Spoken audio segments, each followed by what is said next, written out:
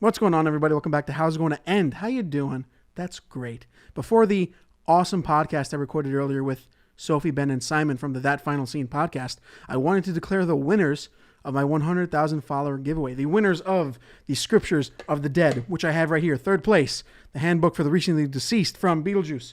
Second place, the Black Book of the Dead from The Mummy. And first place, Necronomicon Ex Mortis from Evil Dead 2. Before I declare the winners, another thank you for hitting that fucking milestone. It's crazy. It shouldn't have happened, frankly, but I truly appreciate it. It's too many people. But thank you.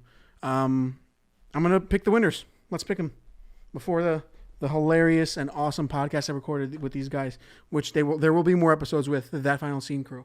Hold on, let me pick out my raffle chooser. This was very expensive and held little popcorn, and I still liked it. Oh, fuck. Sorry.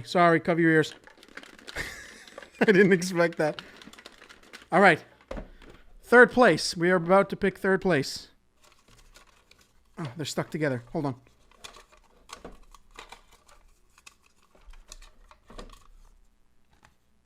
Third place. Oh, my God. That's a fucking piece of popcorn kernel because I never cleaned this fucking thing.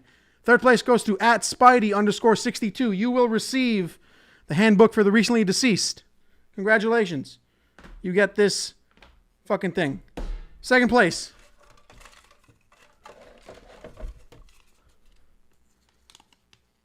Second place goes to @Doug_M_Campbell. You win the Black Book of the Dead. Hold on, the key's falling out because this is fucking Etsy made. It's awesome. You win the handbook for the hold on. You win the Black Book of the Dead from The Mummy. Congratulations. It's pretty fucking cool, man. And now we move on to first place. Random fucking picking, man. Not many people submitted, but enough of you submitted that I could do this random shit. First place goes to no underscore this time. Duck Sauce. You win. Hold on.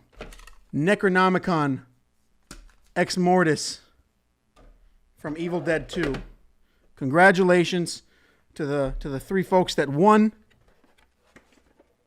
Excuse me. Going back there. Thank you guys for following. If you won, I will hit you up on Instagram and we will work out sending these things to you because these are officially yours, even though I am in possession at the moment. But yeah, this was awesome. This was so much fun. And when I hit another milestone in another 5 years, we will do another one of these. Now on to the awesome episode with the That Final Scene podcast, Sophie, Ben, and Simon. We talk about movie endings that we would rewrite if we were given the chance. We talk about Jordan Peele's Nope, and we talk about a lot of movies and TV shows and shit. So definitely check it out. It's happening right now. So is this like a mutual thing? That's the thing. We all in each other's podcast then? Yes, yeah. We're both hosts and guests at the same time. Yeah. This is very Inception. It's very Inception. This is where I get to make mine sound infinitely smarter by not having just my American, fucking this and shit that, and it gets to sound like a lot more educated. And it gets to sound much more cooler. I feel like. I think you're being too kind saying we sound educated. I'm not like that's way too kind. I also get to benefit from the structure you guys use and go, okay, yeah, that's a lot, that's just better quality to be able to divide the episode into parts, and then that way you don't rant for 20 minutes on whatever the fuck. I don't know. Maybe that's what we get into today. Yeah. Well, I got Sophie to rant last time on what was it? Multiverse of Madness or Morbius? It was Morbius. Yeah. Multiverse of Madness for sure. Jared Leto was a whole. How many times have I been on your podcast? 2 or 3? I think 3. I think it's 3 now. Yeah. But for those who haven't listened to these episodes, just so we can do like a quick intros maybe, because I know you. Yeah. I have been running the Instagram page That Final Scene for over 4 years now, and I'm currently playing around with TikTok and YouTube as well. But the most exciting update over the past year has been this podcast, obviously, which has been an extension of the page. And I'm blessed to be doing it with these two, Ben and Simon. So, yeah, I feel like I'm putting you on the spot. You guys need to introduce yourselves. Well, I'm Ben, and that's Simon. No, but how do you give the origin story? Give the origin story. Oh, okay. You go for that, Simon. You're the one who ties us all together. Yeah. Oh, well, Timothy. Sophie and I used to work together when she moved to London from Greece in what, 2016? 16, 2 weeks before Brexit. Yeah. And yeah, Good times, good times. that was what swayed the vote actually. And we started working together at a very questionable startup called the Motorcast. And Sophie was social media director, head of Everything. sponsoring. And then the whole startup collapsed because there was some embezzling and all sorts of other shenanigans going on. And we stayed friends ever since. And I think then Sophie started the Instagram account, that final scene. And then we kind of went our separate ways a bit. And like I had noticed that she was doing really well with it, and I'd been thinking, oh, it'd be great to do a podcast. And what a perfect way to do it through that type of approach. And then Ben and I were in the pub about 6 months ago, or whatever, and I was telling him about this podcast or something, or you telling me about listening to a podcast, and it turned out it was Sophie's podcast. Well, it was Sophie's Instagram page. Yeah, I was like, I really want to get into podcasting, and I'm thinking of some ideas. And I was like, I actually follow this Instagram page called That Final Scene, and I really think there's a great idea in there. And Simon just goes, oh, Sophie's podcast. I was like, I mean, Instagram page. Yeah, or sorry, Sophie's Instagram page. I was like, who's Sophie? At that point, I didn't know who Sophie was. That's and perfect. yeah, and then we had like a conversation, some beers, and then about 2 months later, we said, okay, let's sit down and actually get in front of these microphones and start recording. I mean, that's fucking awesome to have that like perfect trio kind of meet over just the Instagram page. It's a cute story, and I also feel like we have different perspectives in a way, and I think this is what makes a podcast work, because we all come from very different backgrounds and we all have very different movie tastes and TV tastes as well, which I mean I feel like people can tell by now. But why don't you give an intro to our listeners? Like who are you? How would you define your podcast and like your page? Obviously 100K followers. What's the journey so far? I started my page, oh God, I think 2017. Took a while until now. I started 2017, and it was very much not the kind of, I was a part of something else, like another Instagram page, the fifth admin of some bullshit, and I wanted to make my own. Do you know that?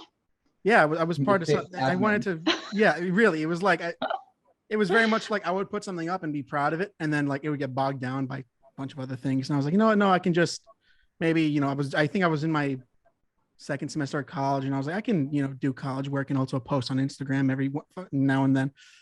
And then I did. And after a while, I started like just garnering a following. And I was like, all right, well, start focusing on your stuff, maybe on something you're more interested in. I had started majoring in film studies and then screenwriting and as a focus. And it just got more, I think that's how it grew easier, was posting more about my interest rather than what I thought, would be popular to post on Instagram. And then the podcast was more of like, I had started my YouTube page in 2020 in January, and I did like 3 reviews. I reviewed 1917, The Witcher, and Birds of Prey.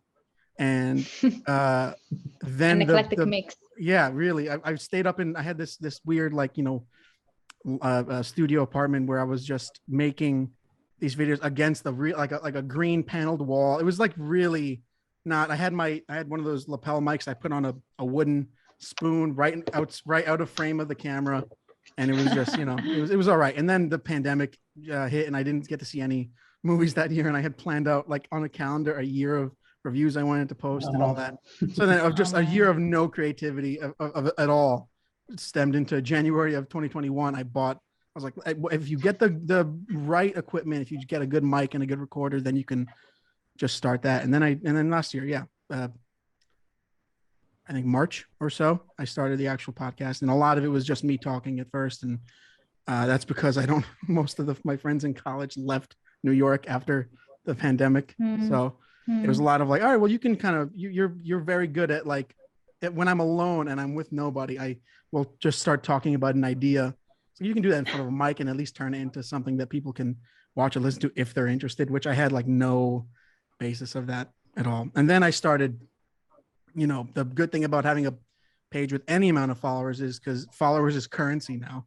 So I could get to tell someone who, like a stunt performer or people who don't necessarily have like people coming up to them and be like, hey, what are your thoughts on this? And then I was, oh, that's great. I can talk to, I spoke to the first person, Samantha Wynn, who was a stunt performer in a bunch of Zack Snyder movies.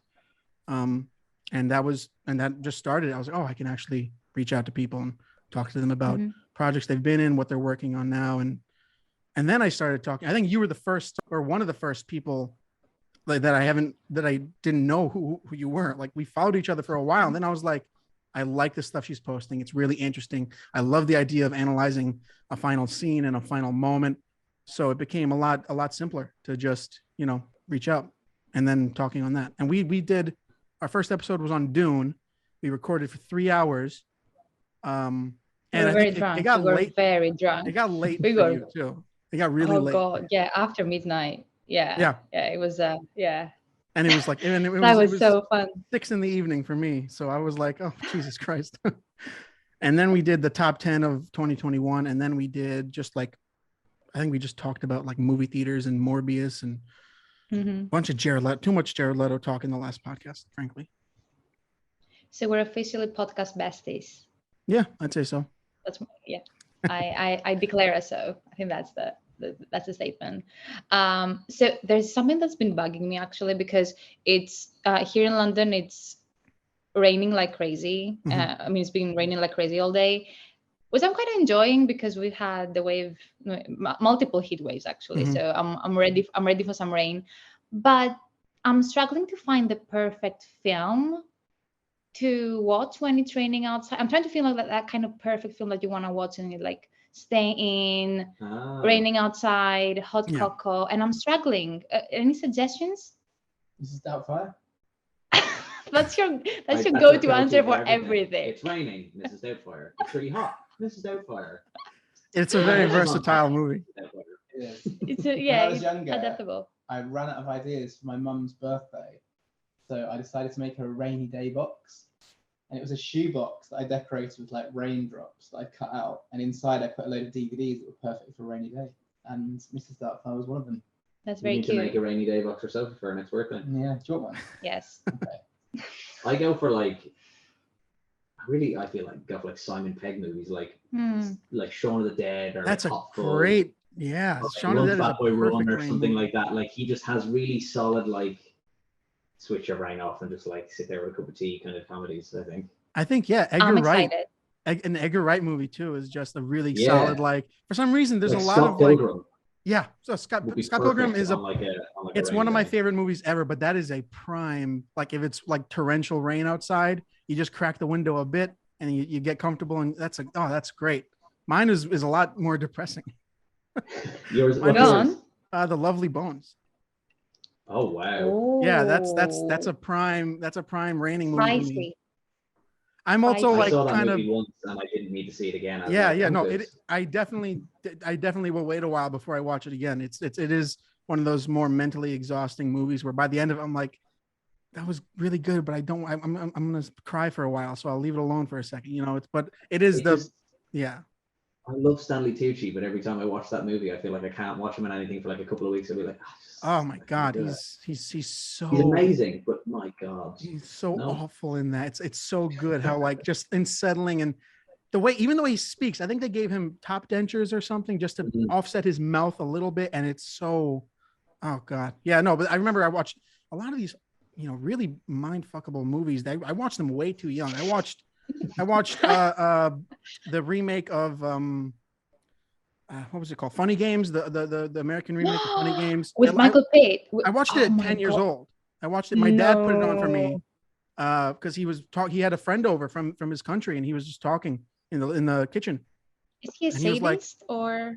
No, he doesn't do any checking. He saw the words Funny Games. He was like, this should be great for a 10-year-old. No. He didn't read the synopsis of like, like a break-in and a torture and mutilate, like just And I sat through the whole thing. I sat there, just little 10-year-old Tim, just like, oh, this is doing damage for certain. It'll get funny eventually.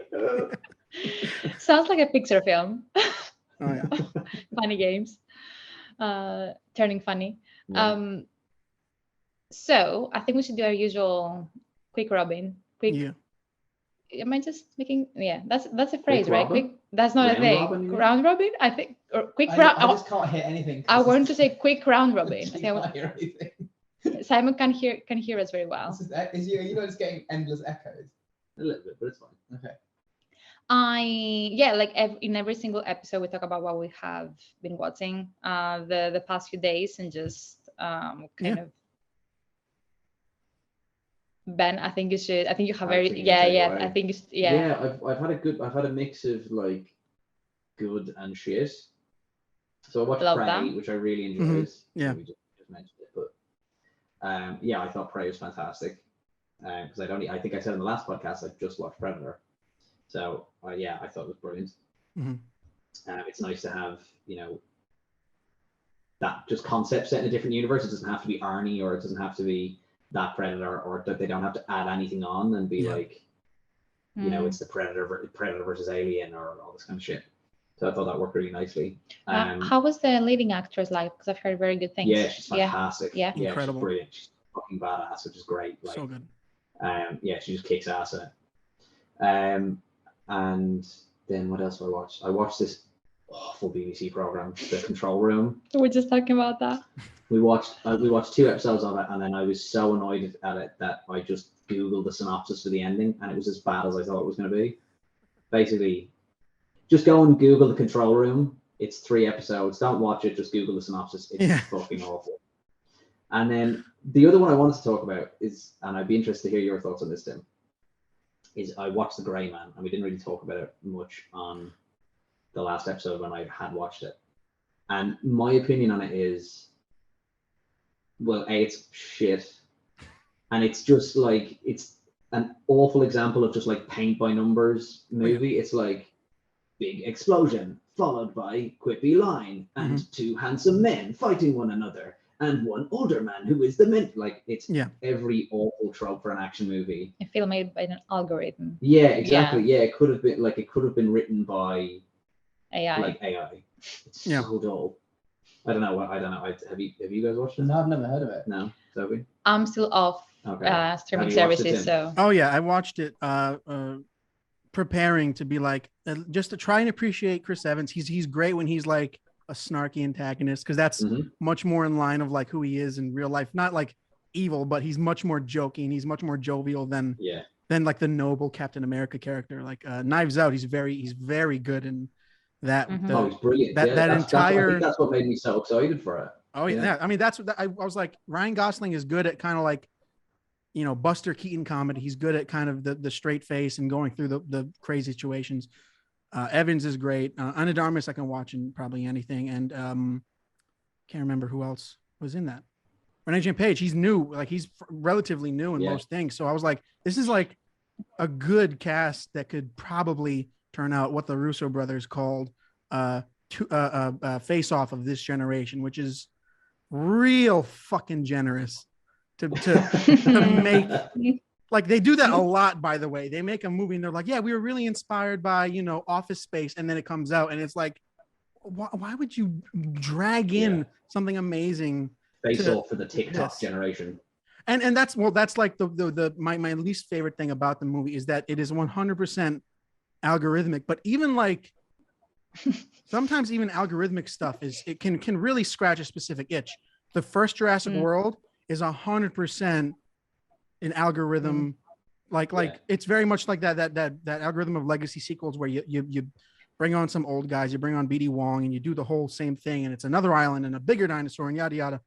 And that one is like well, that's the thing of like of the newest trilogy. It's like that one I find if I'm gonna watch one of them, I'll rewatch that one, because its algorithm is very much like I can kind of it gives me the idea of like what you want from those movies. But The Gray Man is so grotesquely like patched together.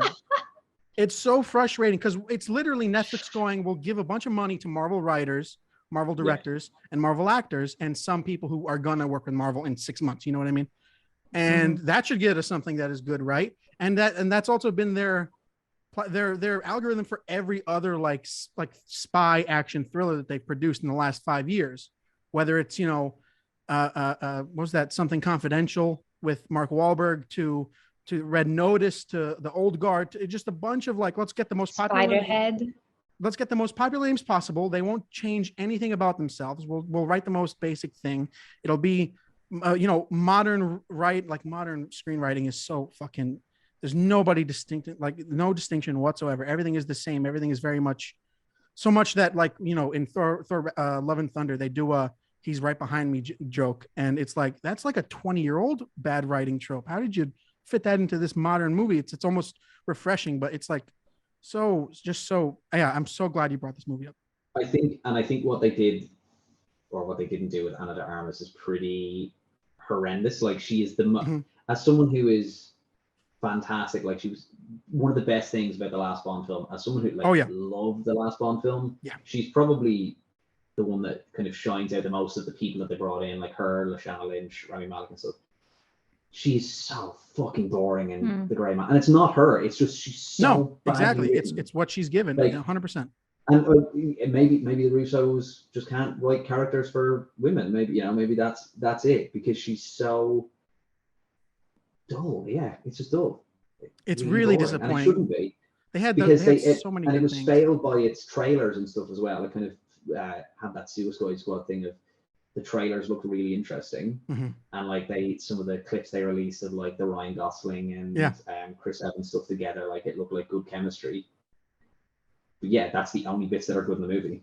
That 30-second clip of them on the roof. It's just it's very depressing to see something like you also, like, if you gave it to like with like creative writers and directors that know how to kind of do something with their actors, which you'd be, it's surprising to see. Like, I wanted Chris Evans that's truly like the only thing that made me watch the movie when it hit Netflix. I was like, oh, I just get to see this guy kind of be a real like dickish villain, but he's also still working for the CIA or whatever. Like, they just didn't do anything special with what they had. And then Netflix is like, gave it to the wrong directors. Netflix they is like, given it to like let's make or something like that. Sequel, spin-off. Let's put all our money into this because we need a cinematic universe. Even though nobody else has succeeded, we're going to be the ones to succeed because we got all the Marvel guys. And it's like, you guys don't know what the fuck you're doing. And they do want to do a sequel, don't they? They want to it's confirmed. The universe. The film has a cliffhanger. DMU, the Grey Man universe, is happening. God. Yeah. So this is the reason I have canceled Netflix, and I'm taking a break, as I said in my previous episode. I know it's not gonna be forever, but for the time being, I'm just not watching anything there. So taking a break. So I haven't watched anything super new. That said, I need to find someone to watch the last few episodes of Better Call Saul, because oh my god, I'm so about to get spoiled online. I'm desperate to catch up on that. I know, Tim, I know you have thoughts. I'm gonna have to reach out to a couple of friends that I know have been watching it, and I will invite myself to their place so we can watch it together. That's the plan. Smart. But that said, I was telling Ben earlier, I did watch one of my favorite sci-fi films last week, as I'm writing a post about its final scene this week. Gattaca. Have you seen it? With Ethan Hawke, Uma Thurman, and Jude Law. Oh yeah. Simon, have you seen the film Gattaca? Never heard of No. So it's such an intelligent film, so ahead of its time. It poses so many interesting ethical questions about the nature of science. I believe NASA has also called it the most plausible sci-fi film of all time. So there you go.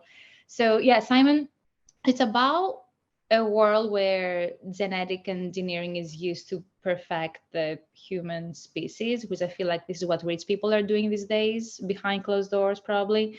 And Ethan Hawke stars as Vincent. He's an invalid, quote unquote, who kind of assumes the identity of a member of the genetic elite, played by Jude Law, to kind of pursue his goal to space travel with the Gattaca Aerospace Corporation. So it's the equivalent of NASA in a way.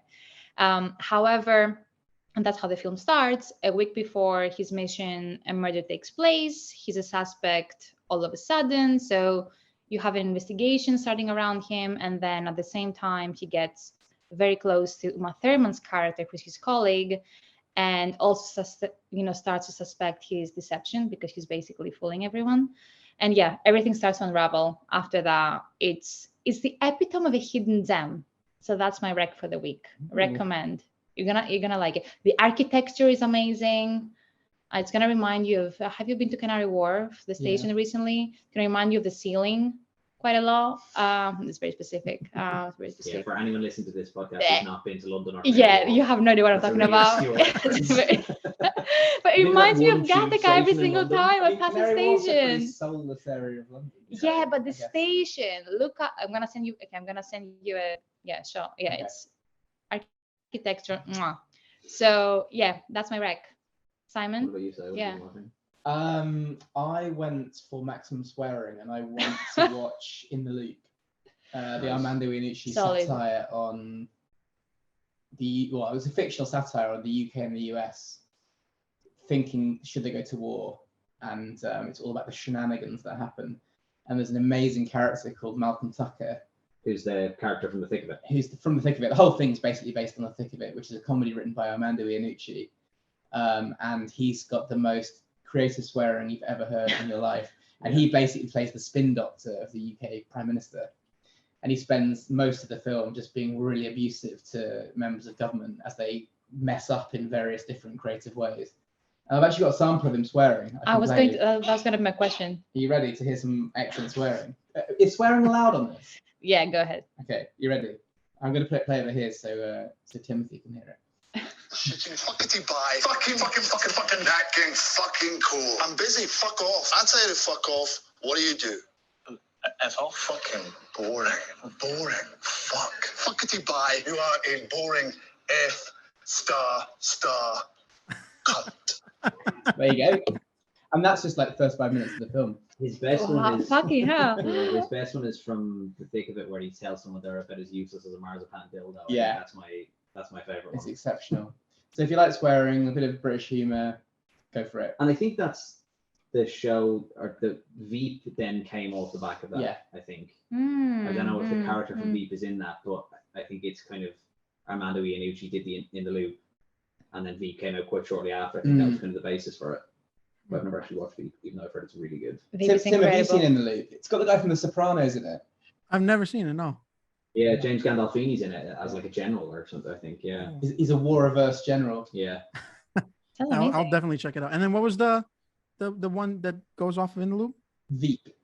No, the one you first brought up. Oh, The Thick of It, yeah. The Thick of It, okay, yeah. It's so good. The Thick of It was a BBC comedy. Peter Capaldi, right? Yeah. He lives really near me, actually. It's my little fact today. Oh, there you go. There was 2 series In the Thick of It. There was 3. Was it 3? Yeah. And it's more like a half an hour length episode type job. Yeah, I think there's only like 18 episodes. Yeah, 6 a season. It's quite short, so it's like good bingeable on a wet day. A little bit like a faster paced version of The Office with more satire. It's kind of quite real, isn't it, in the way that it feels? Yeah. And definitely. for people that are listening that are not in the UK, can you talk about the show a bit more? Because I feel like everyone in the UK knows about it, but I don't think it's as known in the States or anywhere else. Yeah, well, how do you describe it? It's the story of a government in constant chaos, as the UK government is now, pretty much. Sounds like a reality, yeah. And all the time, these ministers are just going on the radio or TV and doing dreadful interviews and kind of messing up in any way you can imagine. And this guy Malcolm Tucker has to come in and fix situations, but he's just incredibly Scottish and sweary about the way that he does it. I'm so dying to watch it. I mean, it's Peter Capaldi's best performance. Yeah. I think he's just so funny. Okay, which is why it's so weird seeing him as Doctor Who, because I think a lot of people thought he'd bring that energy to it, but you can't bring that energy to it, and I think that's where he kind of struggled, and everybody was like, oh, he's going to be like the grumpy Doctor Who and stuff. But then that just didn't really work, because the Malcolm Tucker character is just one of the worst human beings in the world. Like, he's very... I think Simon's right in that quite like the original Office. Like he's like David Brent if he knew how much of an arsehole he was. Like David Brent's whole thing is he's a fucking moron, but he kind of doesn't know it. Yeah. Malcolm Tucker is like a fucking arsehole, and he doesn't care. He doesn't want you to like him. He's just like, I fucking hate you. I'm gonna tell you what to do, and every second word is fuck, and it's great. Yeah. Yeah. He's like a lovable character, isn't it? Even though he's pretty mean. You're kind of willing him on to swear even more to these poor ministers that he runs rings around. Yeah, he runs a fiction. He's like, there's a fictional department in it that it's normally based around. The Department for Social Affairs. Department for Social Care or something like that. And they always have these really stupid initiatives that the government are coming like, they're like Green Care Initiative and all this shit, and they're trying to sell it, and it's but they're all just fucking idiots. Like, it's so funny. He punches one of them at one point, and it's I'm dying to see it. Is it still on BBC iPlayer or where? Yeah, it's on the Netflix. It's on the Netflix. I'm gonna wait. I'm gonna wait. Probably on BBC. Okay, cool. What about you, Tim? Yeah, what have you been watching? Well, I mean, it's on Netflix first off, unfortunately. Okay. I watched The Sandman, the new Neil Gaiman's adaptation on Netflix. How are we feeling? I really, really liked it. It's it's one of those, it feels like one of those shows that Netflix would have made like 5-6 years ago, where it's like, oh, this is a great adaptation for an original on Netflix. Really great casting, Tom Sturridge and Gwendolyn Christie, just like, really solid character moments and casting. I think where funny enough, where it struggled for me, I'm not going to give anything away if anyone wants to check it out, but it does the thing that I think that most adaptations of books or comics do, which is that it kind of is like, all right, well, we have to include the first 10 issues in a season, which I think is a problem, because then you don't have that singular through line of a plot. It's the first 3 episodes they solve something that you think is going to be a problem by the end of the show, and it's like, oh well, I guess that's nothing to worry about now. And then it's like, oh, by episode 5, there's 5 episodes left, it's like, oh, here's the real threat. And I think that they didn't do that in like a covert way, which you can absolutely do in shows where you hold off the main threat. I think that's an interesting one with comic books, because, and I think you're right, you see that quite a lot, where they try and cram like 10 issues into a very short season. And if you haven't watched it, I think the one that does it quite well, at least with the first season, is Preacher. Because that was such a good first season. The first season of Preacher is like the first 10 pages of the comic book. It's like, and actually a lot of stuff that's not in the first one, and they try and make it their own, rather than just trying to cram everything in really crazy. And they do a really good job. And then funny enough, when they actually get into the comics more as the series goes on, it kind of goes downhill, because they try to really own it at the beginning, and it was like really like great cast and stuff like that, and really funny. But the more they actually went into the books and then tried to cram it in, it's not as good. And that, at that time, also AMC was establishing their dominance in that comic adaptation world, where they did The Walking Dead for, I don't know how long, until after Walking Dead Preacher came out. I know Seth Rogen had something to do with that, and I think it's also not a coincidence that Seth Rogen has so much to do with The Boys too. So it's like, and The Boys is doing a great job at adapting the vibe, but not necessarily exactly the comic books of The Boys. Because if I don't know if you guys have actually read The Boys, it's not that great of a comic run. Yeah. Oh, really? It's the surprising. It's the satire version of what the show is like. It's if the show was cranked to 11 on everything but plot, it's 100% that. It's very much, gross and horrible for horrible sake. And the show found a great, middle line to do something like that. But that's also the thing that I think, like, you can't necessarily do exactly what's in the comics. As much as I love, comic accuracy, you got to run with it a bit, But the best ones are the ones that, even with, that's what Marvel do quite well, is that they don't try and stick completely to it. Like, if you like the Civil War comic book is very different from the Civil War movie. Like, there are certain things that they take that are similar, but actually the main storyline is completely different than so many more characters. So they actually just they use the comics as like a framework rather than saying it has to be the be all and end all. As you say, that's what The Boys does really well. Yeah. It takes a couple of things like Hero-gasm and stuff, and it goes, okay, we're going to put that in because that's what fans will want. But then they just use kind of the characters and stuff like that and then populate them really in their world that makes it work for them. They use the temp V in The Boys so fast.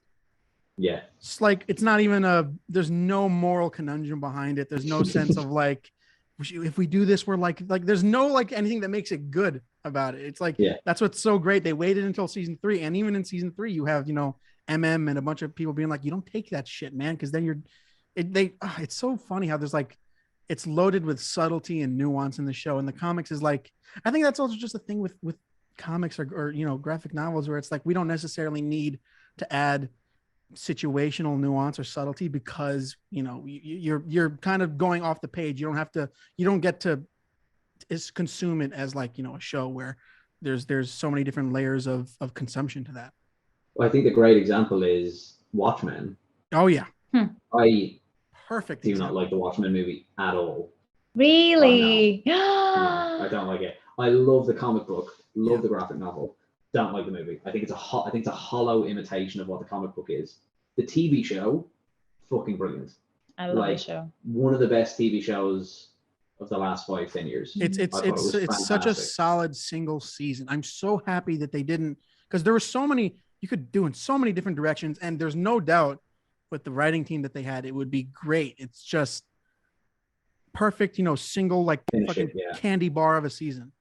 Well, I think Damon Lindelof really learned from, when he was Lost should only be 4 seasons and they made it be 6. I think he's like, okay, Watchmen should just be 1 and it's going to be and 1. There's no changing it. And I think at some point there was the option that they would continue without him, but at the time, because at the time it also got nominated for every Golden Globe too. Yeah. So it was like won a lot as well, didn't it? It won alongside I think The Mandalorian. It won the most, but yeah, which is so good. I mean, it's. And it also had something to say, right? I mean, I know we're going to talk about Jordan Peele's Nope today, but it was very political as a show, which I feel like kind of, as you said, Ben, like it took the framework of the comic book and just really turned it into its head. It just said something very clever in a way, because you can do the Watchmen, you can do that comic book in, like, I can think about it in so many different forms. You can even do theater if you think about it, like in a clever way. Yeah. But they chose a very specific time as well. When did it come out? Was it 2020 2018 or 2019?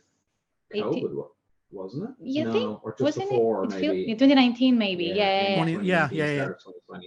Yeah, and just the timing was right.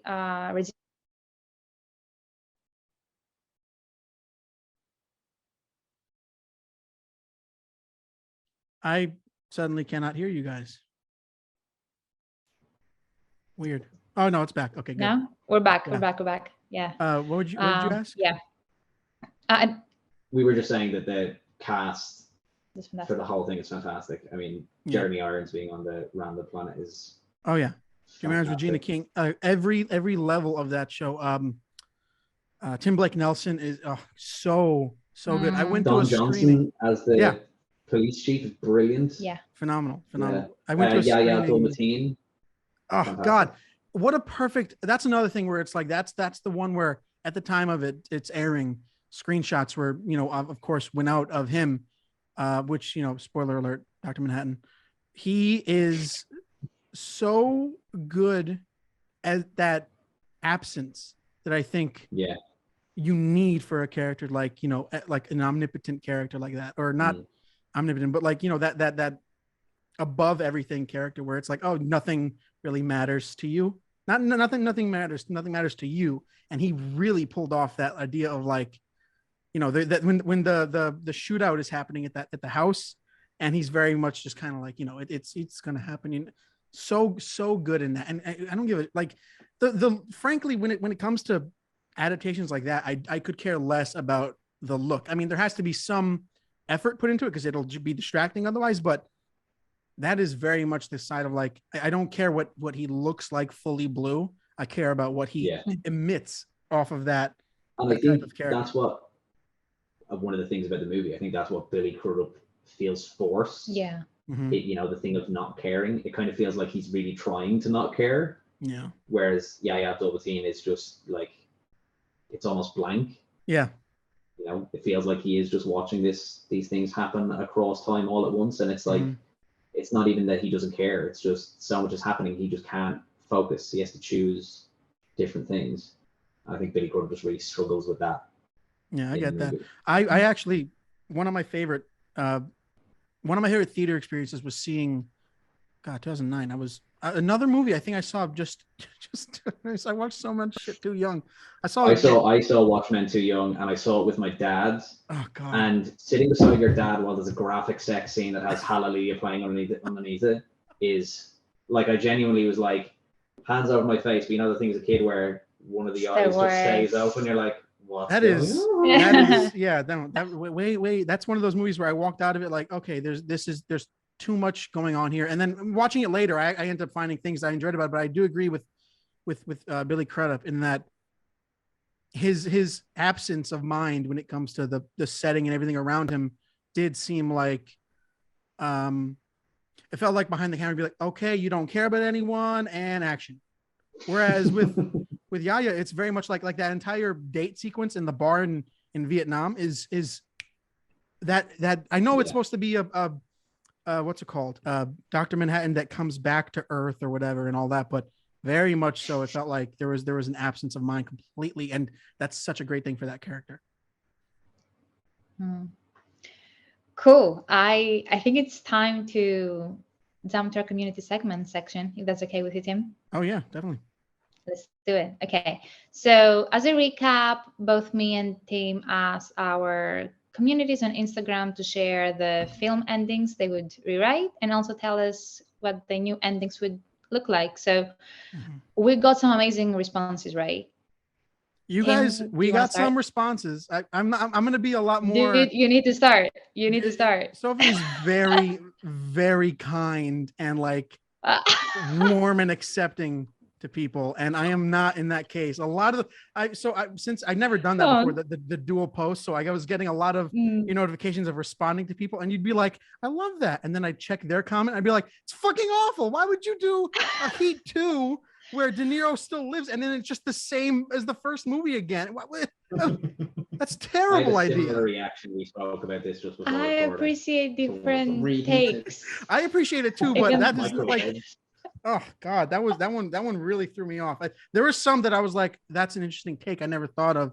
I'm also a Titanic one. Yeah, we can talk about it, but yeah, I have thoughts. Well, okay. Well, one that I got that I liked, because I really combed through these comments. A lot of these people just wanted to like rewrite the movie of their dreams, and it's like just completely getting rid of maybe the intention of the movie in the end or something like that, and it felt very much like a fairy tale type thing.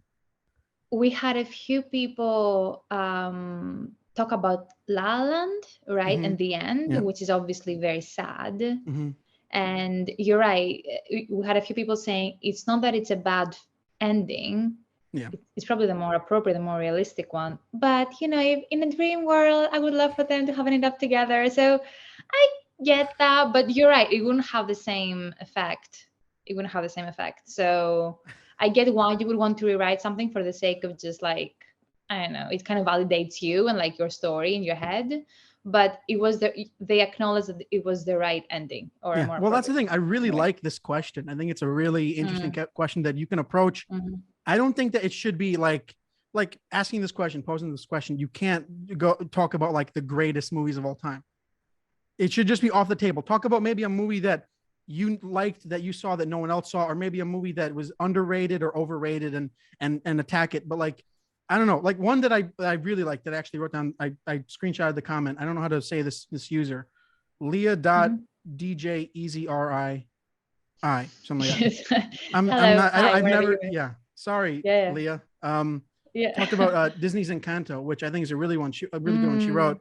I really don't understand why they got their magical powers back, since the whole movie seemed to point how magic is useless when you're all together. I would just erase the part where the magic is back so that they would all be equal again, and it would also end their reign over the rest of the village. Fantastic idea. My favorite thing about that moment in Encanto is when it's like, oh, so now there's no like caste system within the family based on powers now. And even the magical house, like the idea that like you make the house magical, the house doesn't have to be magical. I think that's a great rewriting. We love this take. I think the one that looking at them, well, I mean, the one that stood out to me the most was someone made a comment about Batman versus Superman. Ooh. Which I didn't see this one. My big problem is not Spicy. Someone wanting to rewrite the ending. It's the fact that you still have to sit through another 2 hours and 20 minutes of absolute horse shit of a film to then rewrite the ending. That still doesn't make sense, because the other thing that I saw was loads of people being like, Man of Steel, the ending of Man of Steel really annoyed me, because at the ending of Man of Steel, he kills General Zod, which is totally out of character. No offense to the person who made the Batman versus Superman comment, but then him killing Batman would make it an even worse ending, because Superman just doesn't do that. Superman doesn't kill people. So not only do I have to sit through the whole film and it just be awful, like terrible. Yeah, so Man of Steel, I fully agree. I love the film, the ending, not convinced still. Batman versus Superman. Batman Okay, versus, so no. Batman versus Superman is terrible. I don't hate it. I hate it. I that and Justice League. Justice League is like another level. Like it's just yeah. It's a film where the thing that makes them stop hating one another is that their moms have the same name. Mm-hmm. What are you talking about? How stupid is that? Martha. Oh my god! Like, it's a piss take. It genuinely feels like it was written by. At the end of it feels like it was written by a 5-year-old. And it was a bad ending to a terrible film. Don't rewrite it. Just burn it. Don't want Hard retweet. Which brings me to another comment that, speaking of superhero films, Thor. Someone said, Thor, Love and Thunder makes no sense. That final scene is set up to save Jane. Baffling. And I respond to that comment, it's been like the whole film needs to be rewritten. Like the whole film, like not just the ending. We haven't talked about Thor 4 properly, which is fine because I don't want to spend too much. I don't want to give that film any airtime. But yeah, just like cancel it, burn to the ground altogether. Yeah. What about you, Sid? Do you find any good ones? I actually found it quite hard to think of these, because I think that if you want to rewrite the final scene, you probably didn't like the film that much in the first place. Therefore, well, that's what I was thinking. So I was like, well, I probably didn't. Or care the about ending. The There is a. I mean, I hear that question quite a lot. In a different way, as in, what was one film that was ruined by its ending? Because you see, I have had that experience quite a few times where I loved the film up until the end. Was like, what the fuck? Yeah. Well, the film that I thought of, which is a bit of a silly answer, really, is the end to the Richard Curtis film, Four Weddings and a Funeral. Oh, okay. Where there's a line so laden with cheese, it almost destroys the entire film.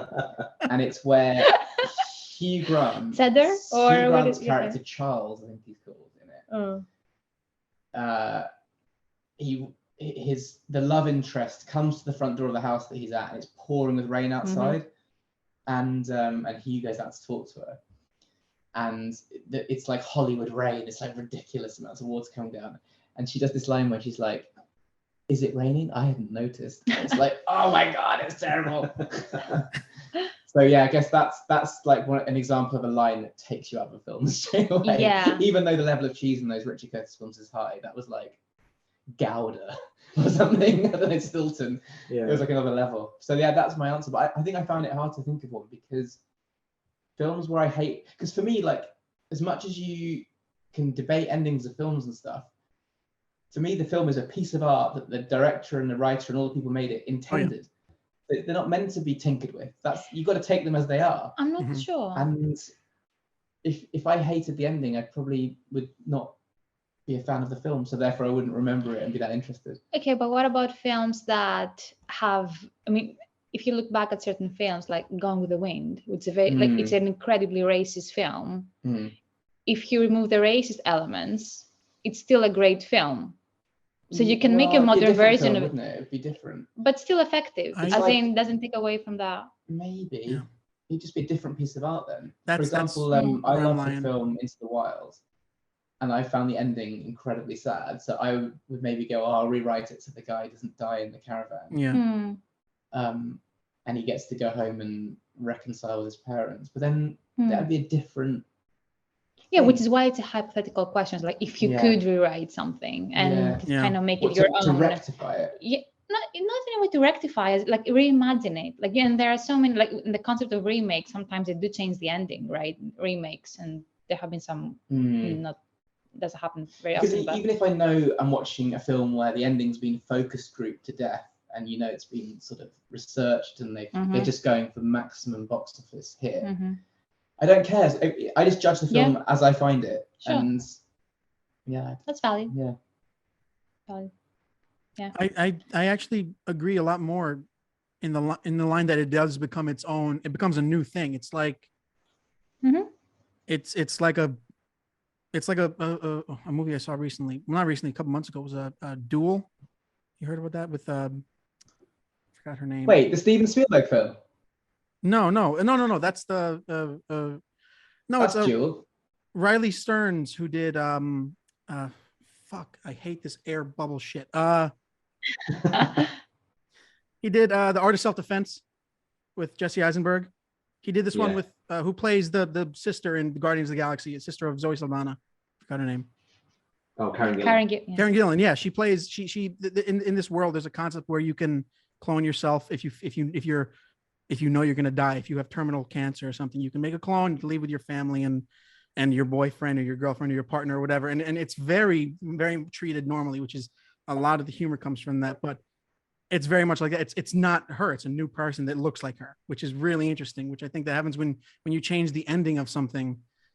You have to rewrite the DNA of it. Like say you change the ending of, I'm going to use my least favorite example again, and to change the ending of Heat, you have to change the characters of Macaulay and Pacino's character, because their whole point of their characters is that it's all they do is rob banks and catch people who rob banks. That's who they are. There's nothing more to them because they're at the end of their lines. I'm reading Heat 2, which Michael Mann recently released, and it follows Val Kilmer's character because he's still alive at the end of Heat, but at the same time it touches back on 1980s De Niro and Val Kilmer and all that, which is, I think, is a great idea if you want to do a sequel without ruining the culmination of Pacino or De Niro not going back to jail, which that's his one thing, is he's not going to go back and he'll never bend in that way, which is a great character defining moment. So if you keep it going on, it just seems like you're delaying the inevitable. So when it comes to changing an ending like that, I do like the idea of changing a final moment or a final scene, because I think when people hear changing the ending, they think like rewriting the third act maybe, but I think changing the final scene is very much like, this is probably one that you guys have heard, in the end of Scorsese's The Departed, the fucking rat goes along the railing. Get rid of it. Yeah. Get rid of it. We get it, Scorsese. You lose all sense of like the impactful moment of silent Wahlberg in the apartment, and that's it. And then it's like, we get it. The rat's there. That's what I would completely take out. That's smart, actually, because we're talking about 3 Billboards earlier, Ben, when like we find that some films may potentially end a scene too early or a scene too late. So it's that kind of like tweak like that you could make in a way to just make the impact a lot more effective. I think the Departed was one of the comments on the post as yes, well. it was. Someone mentioned that. Yeah, it's a good spot. Ben, what about you? What kind of film would you well, again, as I said, I think, and it's interesting, it goes, it would have been Man of Steel but then that goes back to rewriting all of it. But actually, in that scenario, that's probably a good thing, because the end of Man of Steel completely misunderstands what Superman's supposed to be about. And like The Dark Knight does it really well. In the Joker's whole thing is, I want to get you to cross your one line, and Batman's like, I'll never do that, and he has to find a way to not do that. What's Batman's line? To kill someone. Oh. And that's Superman's line as well. But it gets to the end of it, and he kills General Zod, Michael Shannon's character. He just killed him, which wouldn't happen in the comic books. And it's that the reason I don't like that, and the reason I would change that, is because doing that completely misinterprets what Superman's about. But I'd like to take what you just said and then apply it to your favorite movie franchise of all time, James Bond, and ask you about the final scene of the most recent James Bond, where they break the rule that James Bond never dies. Perfect. Had to be done. Because they needed to change it. Yeah, Bond needs to be shaken up. And I like the fact that they did that. He's dead. He's not shaken up, he's dead. Yeah, no, I think Ben was referring to the moral line. That is, it's not like Bond doesn't have a moral line in not dying. Well, there isn't a moral line in not dying. I think there is a difference between a thematic line and a moral line, which I think is it's a great conversation, because there's the idea of you have a character that at this point, Batman, Superman, James Bond, they're more than characters. They are manifestations of decades of stories and feelings and interpretations. So I think that's really interesting I also love No Time to Die. I think No Time to Die somehow is one of the only movies that benefited from 3 years of delays. I think that when it finally came out, a lot of people, because I think a lot of movies that came out after the delays, people were like, okay, finally we got that over with. You know what I mean? But this was one of those ones where it was like, it had the added pressure of being the final Craig Bond film. And it had that level of, okay, well, this was set to release, I think April of 2020 or something around that time. So then it was delayed to October, then it was delayed to the following April, and then it was delayed to October. I don't think it would have been. I think that I reckon each time it delayed, they were like focus grouping the end of the film, and every time they were flip flopping between he lives, he dies, he lives, he dies, and then that's probably a real possibility. I think that it's been enough time that they probably either maybe not reshot like a possible in the can somewhere in a safe house somewhere, but I think it's very possible that there was a sense of like, maybe this is a good time for us to completely change it. That happened with the Batman. It wasn't completely changed, but it gave Reeves a good 6 months to kind of dive more into, because I think they only filmed a third. They only filmed a third of it by the time the pandemic hit, and 9 months later they were able to get back into it. So yeah, I think a lot of movies were cursed and benefited from that pause. And there has never been an example of a film where an alternative ending is leaked. Many times. The public have found the footage. Yeah. Really, I Am Legend, Get Out. Yeah. I mean, there are plenty. Legend is DVD. It's completely different ending where he doesn't die. It's just in the DVD because they shot. I Am Legend is. The alternate ending to I Am Legend is it's phenomenal. Yeah. Infinitely better. Infinitely. Yeah. It's also very much like the theatrical release got poisoned by it's 2009, and in 2009 action movies end with the hero sacrifices himself or something. Yeah. And it's very much it's also, that's another thing, a lot of these fucking big popular movies lack, it's like they don't want to include any sense of subtlety or nuance in case it's very much an underestimation of what the audience will understand. So if there's a scene in the alternate ending of I Am Legend, he notices a butterfly tattoo on the one he'd been keeping, the daybreak, whatever they called him, he'd been keeping, and it's to him it's a sign from his daughter in heaven that these are still people, and this is not the case where it's like, if I go down, I'm taking you with me. He keeps a grenade in his scientific desk, you know what I mean, full of syringes and shit. So it's much more I think the focus group was like, I like the fucking explosion over him reconciling the idea that these are still humans in there underneath them, and it's very much that case. Yeah, love that.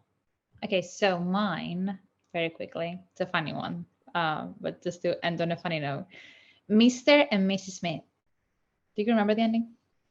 No, why would you? It was a very forgettable. Funny that you bring it up on the day that Angelina Jolie is brought as a assault case against Brad Pitt.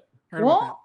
Yeah. Really? Yeah, it's broken out today. She's the plaintiff in an assault case. It was unanimous or anonymous since 2016.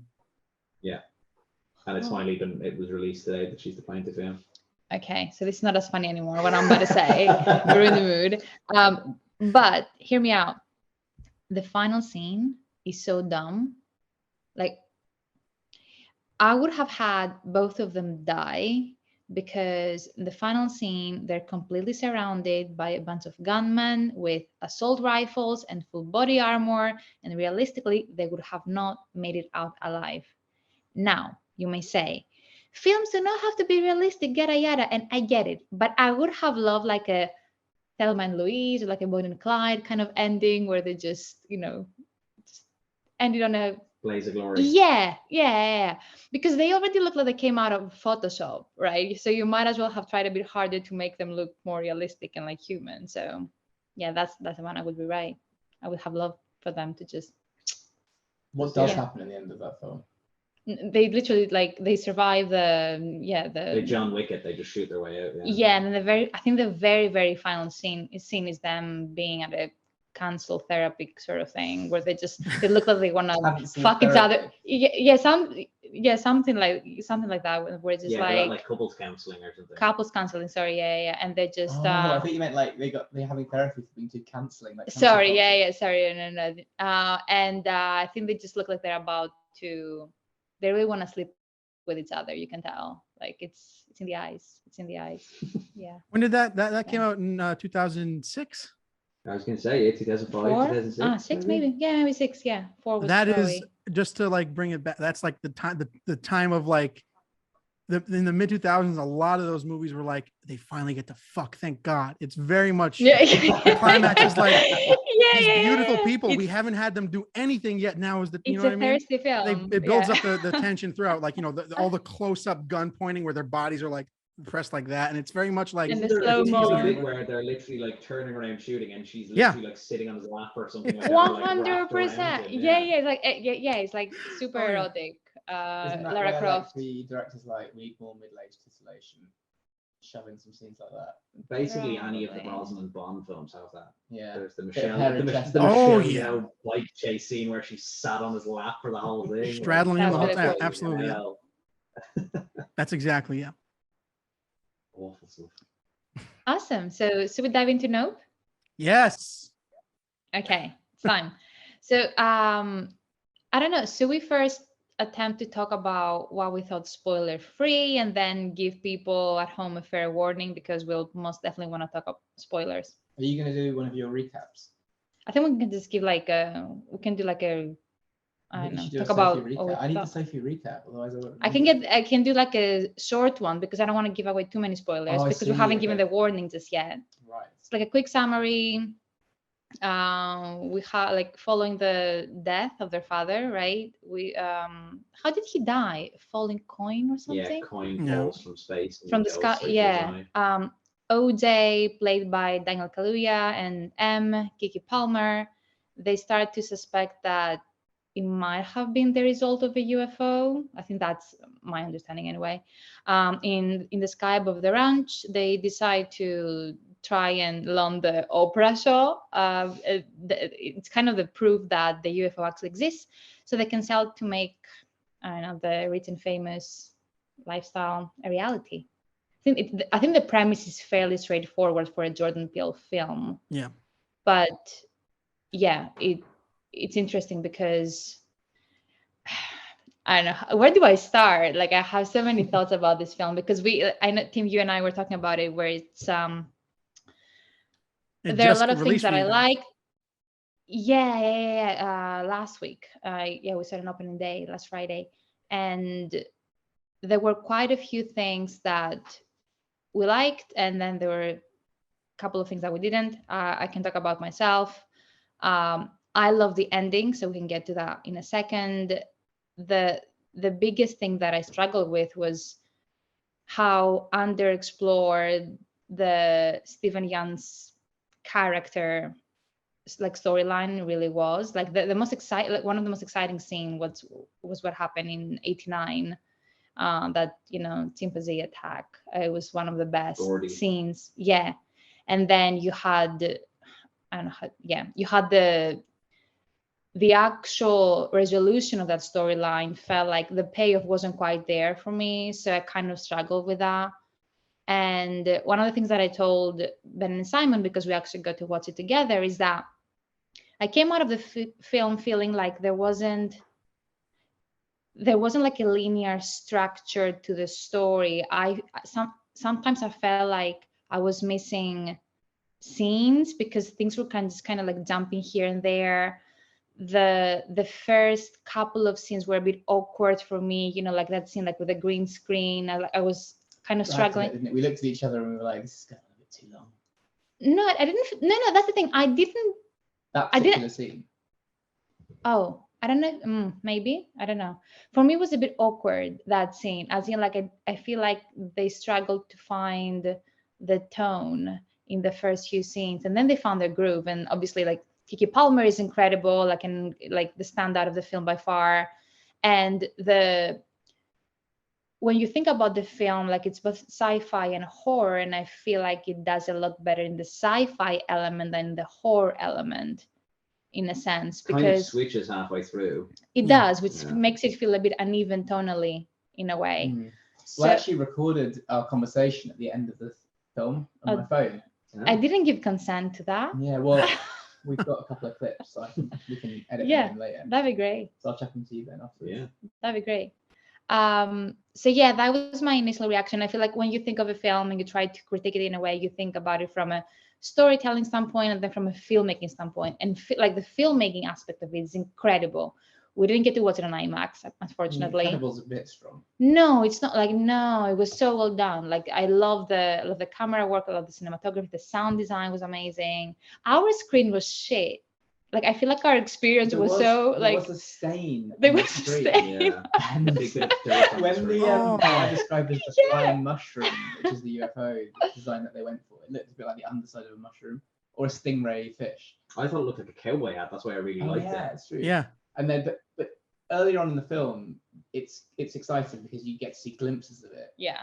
Which is the bit, obviously, it's once it gets revealed, it becomes old quite quickly. But because the stain on our screen, I kept thinking there were like glimpses of it in the clouds, but it was like stationary. But then I realized it was just like a smear on our. It was so distracting. That's it was so distracting. Because this thing hides in a cloud, doesn't it? Yeah. And I thought it was like a really bad CGI kind of cloud or something. But to quickly go back to the filmmaking aspect, what we need to, like, one of the things we need to remember is that one of the probably like most difficult jobs of the director is to direct people. And what he achieved with Keke Palmer and Kaluuya and even what's his name? Sorry, the third, the tech salesman. Angel. Yeah, he was really Brendan good. Perea. He's so good in that. No, the brother. Yeah, Brendan sorry. Perea.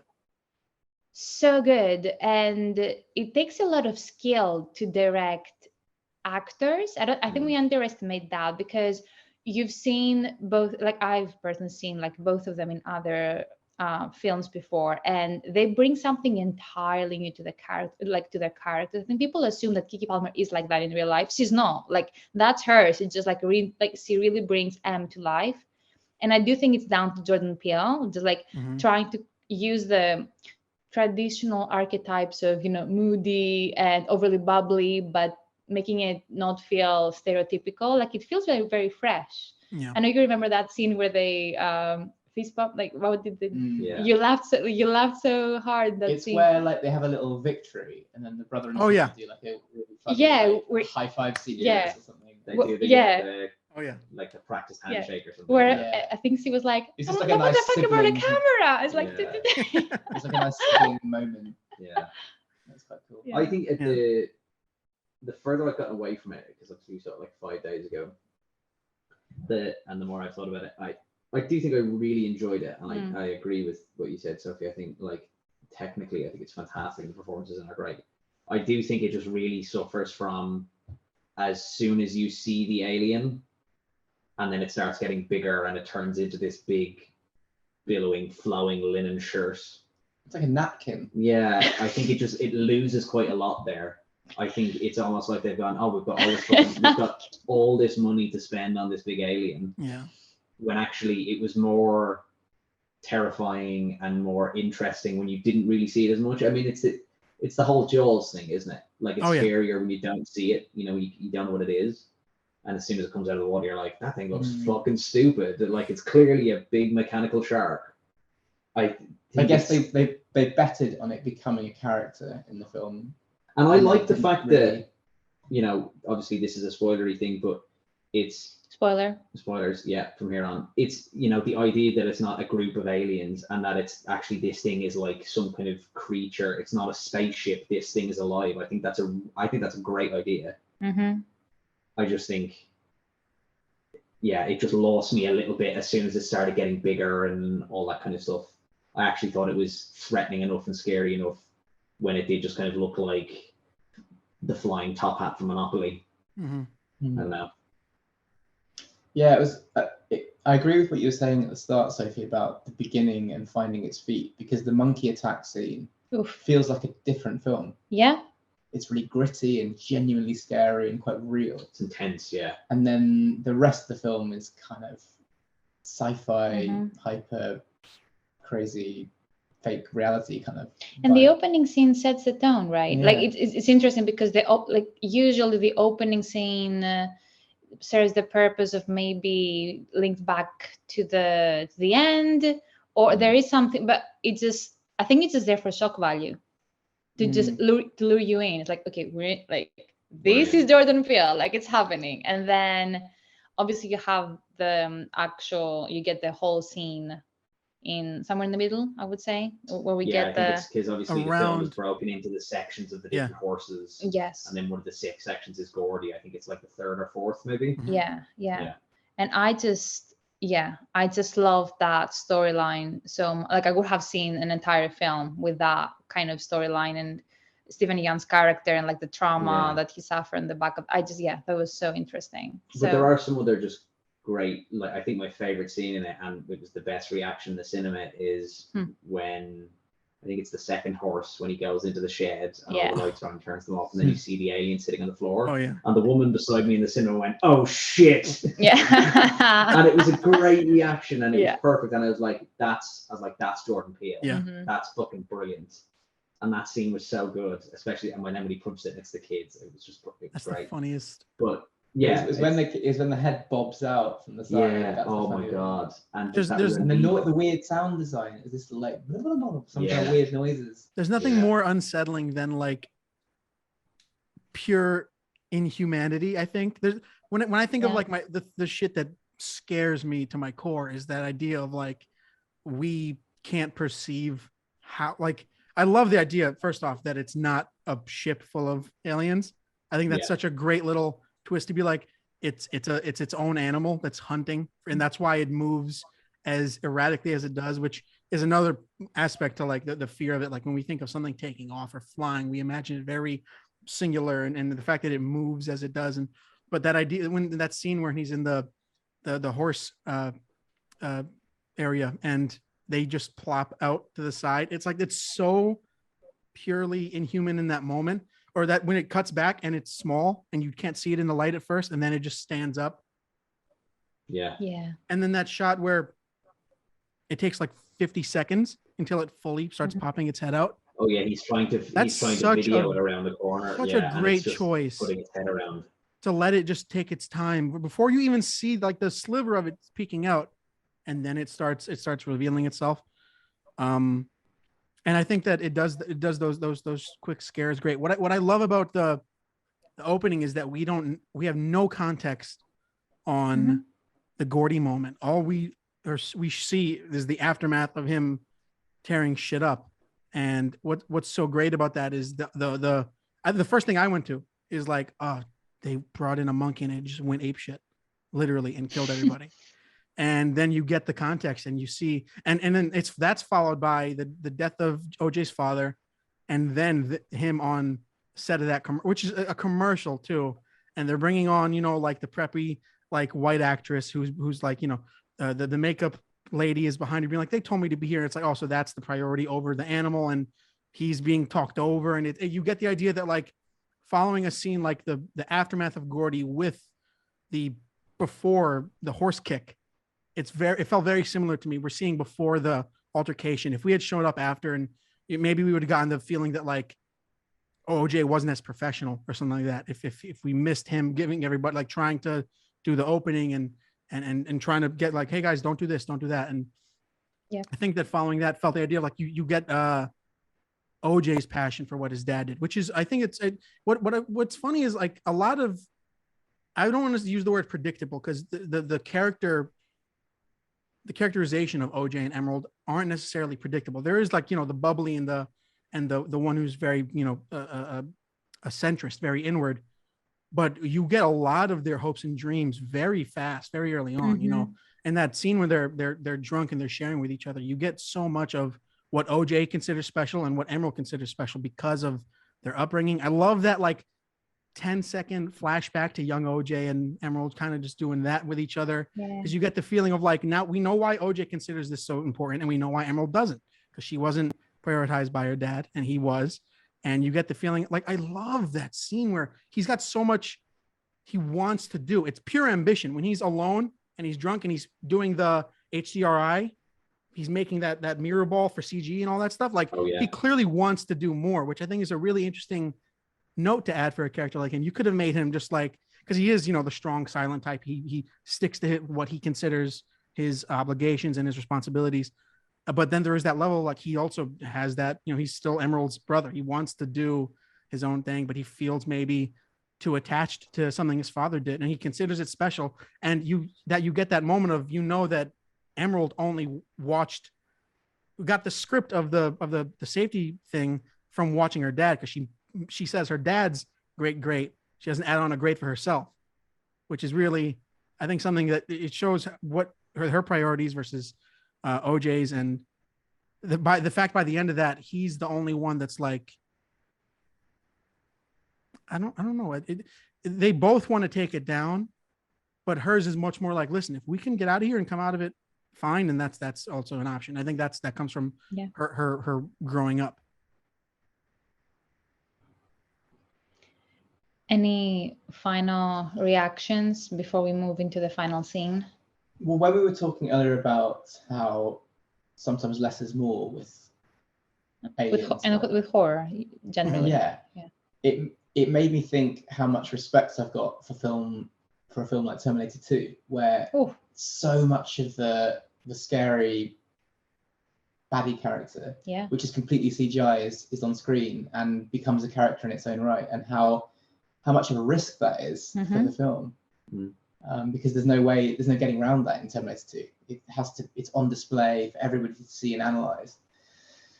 So it must be a big point, a big consideration for these types of films when they think about how to reveal supernatural characters like that. That's the right word. Yeah, I like that. One of my favorite characters was the electronic shock character. Angel, Oh, that is Angel, is it? Okay, I really enjoyed the humor aspect that he brought to it. He was really good. Yeah. Oh, yeah. We're gonna talk about the cinematographer guy, though, right? Because I have issues with him. He's just a totally pointless character. I have issues with him. They need an excuse for an analog recording technique, so they went down a rabbit hole of this ancient guy. That was editing films in his garden outside. Okay. Usually at this point we say spoiler alert, but I feel like we've spoiled the film a bunch already, so shame on us. Are we ready? Yep. Final scene. Okay, so I know people have seen the film fairly recently, so we don't need to go into the plot in too much detail, but as a reminder, we have a recap of what went down in the film. That's what Simon calls the Sophie summary. So much of it is concerned with OJ's and M's attempts to capture evidence of the strange UFO that has taken up residence somewhere in the sky above the ranch. During their mission, they enlist the help of Angel, a tech salesman who takes interest in whatever's been happening, and eventually of Antler's host, a cinematographer who is supposedly able to capture basically anything he wants on film, and IMAX characters, because that's a flex.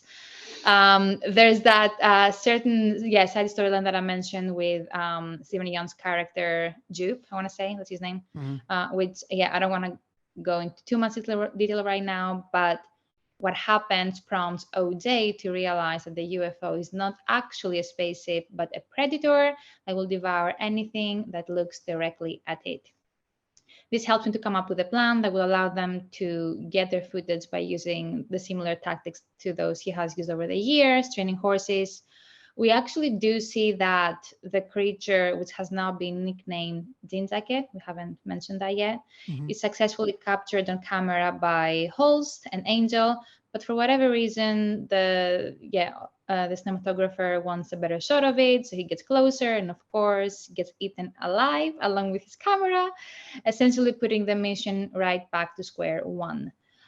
At this point, Zinzakit is seen to visibly change into a far more elaborate form and continues pursuing OJ and M.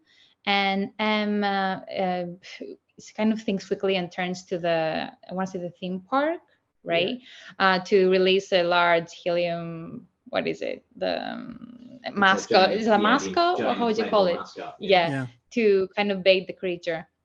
The plan works, and Zinzakit attempts to eat the balloon, kind of, I guess, or whatever you want to call it. But when it tries to do so, it explodes and seems to be killed. I think that's the interpretation. It dies. Thankfully, they also get their footage and manages to get the elusive shot of the creature just in time, using an analog camera to grab a picture of it just before it dies. But before the film ends, M sees her brother on horseback, realizing that he survived. And this is clearly, we were talking about this earlier, Ben, an homage to the old Hollywood Westerns, where the usually white hero is depicted heroically on horseback, kind of signaling a happy ending. Wearing a Scorpion King hoodie, which I really like. Another flex from that film. I just love that was one of the references throughout. That he so worked good. On the Scorpion King. So good. So this very final shot was one of my favorite things about the film. We were talking about this earlier with Ben. So I was thinking about how Jordan Peele takes this kind of Tarantino-esque, like Inglourious Basterds kind of approach, where he's reimagining history in such a powerful way, with Black people like stories like front and center. So when you think about it, the ending is about the erasure of Black people from Hollywood's very beginnings, and Westerns is that kind of primal genre in that sense. And it's almost like an act of reclamation for Black contributions to Hollywood as an industry. And I like the fact that you always have Jordan Peele saying, I will always make Black stories, like that's my thing and you need to get used to it. So yeah, it's why I love the ending of Django Unchained so much, right? It's such a beautiful cinematic parallel in that sense. When you think of Jamie Foxx on the horseback and you have Kerry Washington waiting for him, it's like so beautiful. What did you guys make of that very final shot? I quite enjoyed it. I like the fact that I feel like a lot of movies like that, either you don't see that Daniel Kaluuya's still alive, or he is just dead. You mentioned that, yeah. Like it would just be M just staring and the look in her eyes, and then it's kind of like, make up your own mind. Does she take the photo and get rich? Is he there? Kind of thing. But actually just goes, no, he's there. Yeah, he's alive. Of course he's alive. Because he knew what to do, Yeah. I just really enjoyed it. I thought it was great. My only thing coming out of it was I was like, please just pick up the photo and take it with you, because you never actually see her take the photo. She's so focused on him. So in my head, I'm like, fuck. So maybe it's a photograph. This maybe is it's just me. The police were arriving. I was like, what if one of the reporters that were arriving grabs the photo and runs off with it, and then she doesn't get the credit? Yeah. Maybe it's just me.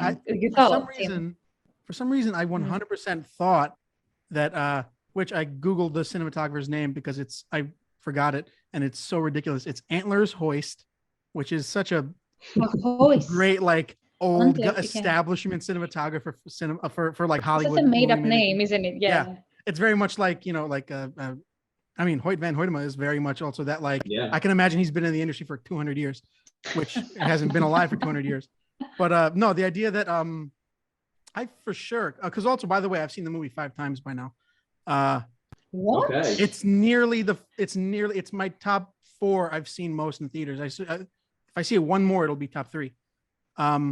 Which I'm planning to soon. I haven't seen it. Number 1 is Villeneuve's Arrival in 2016. That was. Number 2 is Scott Pilgrim, which I saw it the day it came out. I also said that I was fucking, I think 13, and I had taken a girl from my middle school to go see it. I really wanted to see it, but also I was like, I kind of like this girl. Maybe I'll be like, do you want to go see a movie? And she'll be like, wow, he likes to go to movies. Let's go see a movie. And then I fully was enamored by the movie, and I did not pay her enough attention. We were 13. It was very much like we held hands. Your one and only. Yeah. We held hands, and then they got sweaty, and then we were like, oh, this is actually much better if we just don't hold hands. And then that was very much it. But that I'd seen that, and then they recently, it was the first movie back to when movie theaters opened last year. I'd seen it. They released it for in Dolby Vision, and that was very much like, I think that put it into number 7 viewings, and then third, I can't remember, but Nope will be the third if I see it soon, which I do want to see it again because I'm so obsessed with. Tell us more about that. Tell us more about that. What the Western vibe in this movie? The fact that Jordan Peele made a modern Western. He made, it's very much like, think of every Western from the 50s, 60s. It's very much like, if it's the Native Americans, they're the enemy. They're incredibly advanced compared to the white American cowboys. They are savages, and they have battle tactics, and they sweep in and they empty whole towns, and you walk in and you see arrows and you're like, they went through here. And it's very much they're their own entity at that point, and he turned it into what I love actually about Antlers Hoist's death is the fact that he does represent that old establishment Hollywood to me. He's very much like that dream you're looking for. It's the one I've had my whole life. The idea that he's been working in the industry for 60 years and he hasn't gotten that perfect shot to him. Like it's an epiphany. It doesn't exist for him. He wants to get that golden hour shot, even if it means killing him. As he's getting sucked up, he's probably like, I got it. And then he's okay with frankly, for the film, it's the most cartoonish thing to me. But what I love about it is that you then you get OJ and Emerald, who come into with this not even just youthful, like a severely generational difference in the idea of how they want to attack this thing. Also, I was for certain that he left the roll of film when I first saw it. I was like, but you don't need the one up from the photo from the well. You have his roll of film. And then after times of watching it, I don't see him take out that roll and switch to his other camera. He switches to another camera with a new roll. There's 2 cameras. Yeah. Doesn't Angel keep filming? Well, that's nothing. Angel keeps going until it gets blown over or whatever, and maybe the film gets exposed to light, and that's part of the story, and it gets ruined or whatever. But he's done a couple of reloads by then. Yeah, that's what I mean. It's like you have something, especially you have the shot of it turning sideways with OJ, which is such. I watched it in IMAX, and dude, for a second I don't think I breathed for like a good while. I was just watching that go by, and not to mention, oh God, what was his name? I have it right here. Michael Abel's his score. It's the fact that it's not only just like eerie noises or generic, like anticipation thriller music. It's got that pioneer like Oregon Trail type music where you feel like there's a discovery happening, and it's got that idea of whenever fucking pilgrims go over a hill and they look at undiscovered America, and they're like, look at all the world we can take, and it's very much that you get that like anticipatory feeling in it, where that entire chase leading to Emerald's Akira slide is so. That was awesome. Yeah, the Akira slide was great. Oh, it's so I know maybe it's just because I've gotten so into this movie, and I've seen it. I've had the benefit of genuinely seeing it as many times as I've had. It's an uphill. It's like a fucking roller coaster. It's an uphill ride until you get to that drop where it's like, okay, now I know what's going to happen. When Jean Jacket opens up and it becomes this linen sheet in the wind gusts and all that, it felt very desperate. It felt like the creature was like, this is fucking usually so easy, and these assholes won't look at me. So I'm just gonna go. I'm gonna open up. It felt like I keep saying that Jordan Peele probably created a biology for this thing. He probably has some type of sketches or something where it shows it closed. It shows it maybe in specific situation, and then it has its full outside, like, because when the movie opens too, we go through the mouth of it. we hear blowing wind and we hear people screaming. And we see clouds. We're going through the mouth of it, and then it opens up to the jockey on the horse on screen. But before that, it's supposed to be, a film's the projection in a theater, but it's very much the mouth. It's like blue and green, and you're going right out of it. And the fact that it's trying so hard, the fact that it does lose its sense of like hidden wonder, like the Jaws shark, that it represents a more modern version of, people trying to capture thing on cameras, people trying to get the views and the clicks and the likes. And like, I have to bring it up just because it's Kahlua recently responded to Logan Paul being like criticizing the movie, just criticizing exactly what he brings to the movie. Like the fact that, he would have been the fucking TMZ guy pulling up, being like, hey bro, so here, and then he picks him up or whatever. But that's TMZ guy getting thrown off the bike was perfect. Oh my God. And that's where I think that also the fact that we see this giant biological being, the fact that like it's still consciously moving when it hears OJ or Emerald, it turns back and forth, it doesn't know who to take. And when it whips up the TMZ guy, that's what frightened me more than anything, even more than seeing it early on when it was hidden in the clouds, was seeing a human body whip it, because it's officially dehumanized to me. It's officially like there's no power taken in. It's kind of what makes the boys a little scary to me, when there's no sense of like the lower beings, the beings who aren't flying around and doing amazing things, are fucked in every sense of the word. So seeing at one point Emerald get picked up, and I'm like, fuck, is she gonna just get whipped through the air and go into this thing? And luckily she gets out of current, and Angel he wraps himself in barbed wire, which is such a great, I thought fully he was gonna die, but let it consume him wrapped in barbed wire and then let that fuck up its guts. I was so prepared for something like that. Which is, oh God, just, I don't know. I've watched this too many times that I think that I need to take a step back and really analyze parts of it, because I do agree that I would have loved to see more of the in-between between the cinematographer showing up and their decision at the restaurant.